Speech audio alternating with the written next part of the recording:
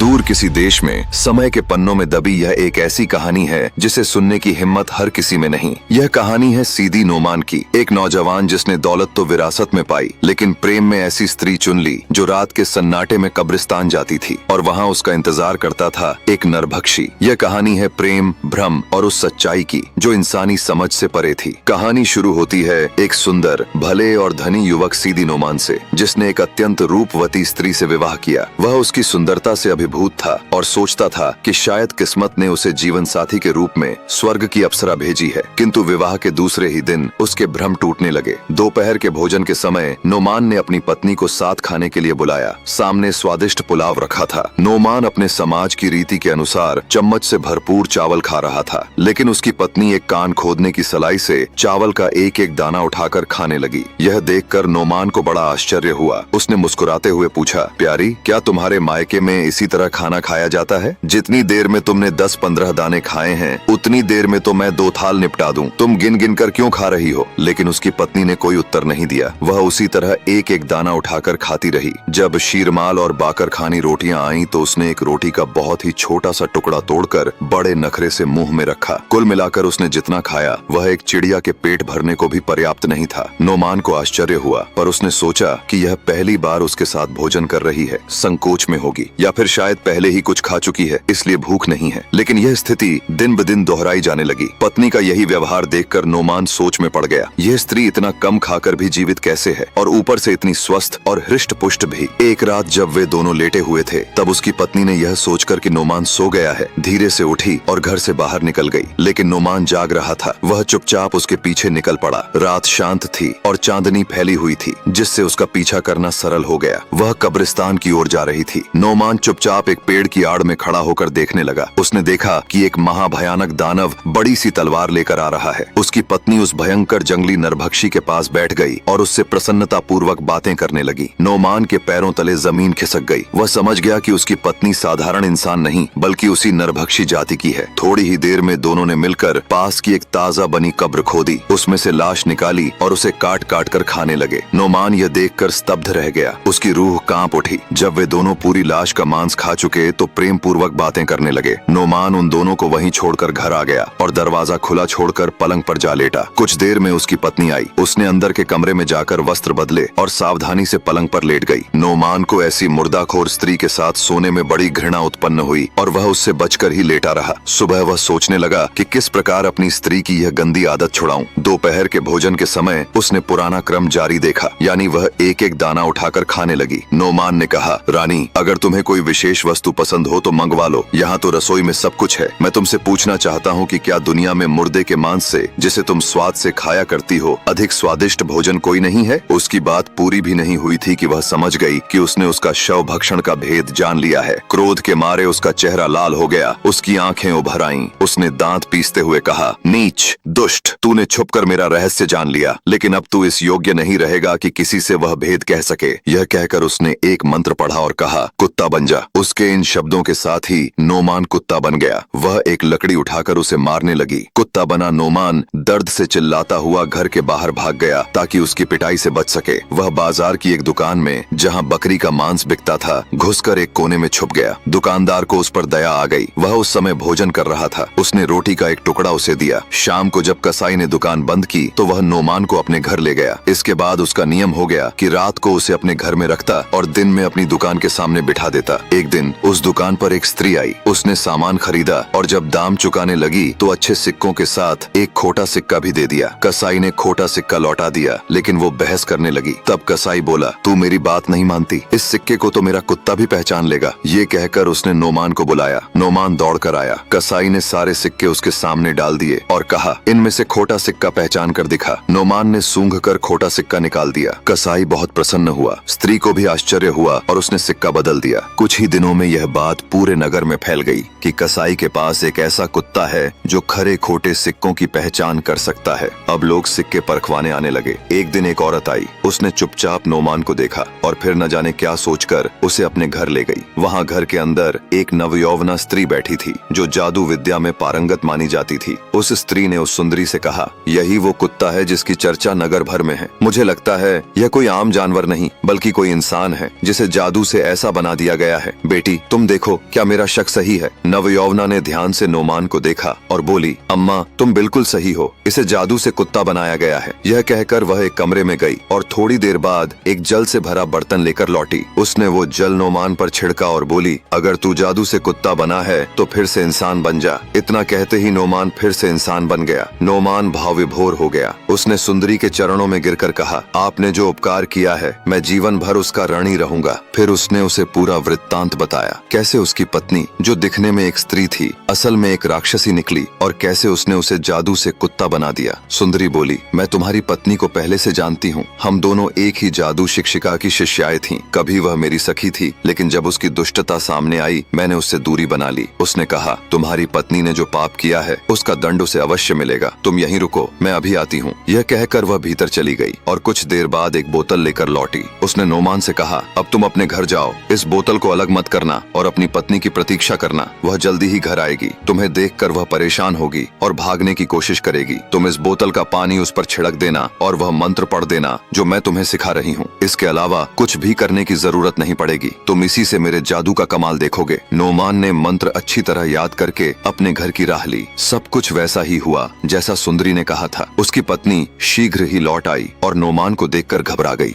वह भागने लगी। नोमान ने तुरंत ही बोतल का पानी उस पर छिड़का और मंत्र पढ़ दिया। जल पड़ते ही वह मंत्र के प्रभाव से जलने लगी और थोड़ी ही देर में राख बन गई। इसके बाद नोमान ने मंत्री को आदेश दिया कि उसकी सवारी तैयार की जाए। वह एक अच्छे घोड़े पर सवार होकर फिर उसी सुंदरी के पास पहुंचा और बोला, आपने मुझे फिर से मनुष्य देह दिया, इसलिए मैं खुद को सौंपने आया हूँ। मैं चाहता हूँ कि आप मेरी पत्नी बने और हमारे साथ सजीवन भोगें। सुंदरी भी उससे विवाह के लिए तैयार हो गई। बड़ी धूमधाम से दोनों का विवाह संपन्न हुआ और वे दोनों आनंद पूर्वक रहने लगे। इस तरह इस कहानी का एक सुखद अंत हुआ। तो कैसी लगी आपको ये कहानी? ऐसी और भी रोचक कहानियां सुनने के लिए हमारे साथ जुड़िए।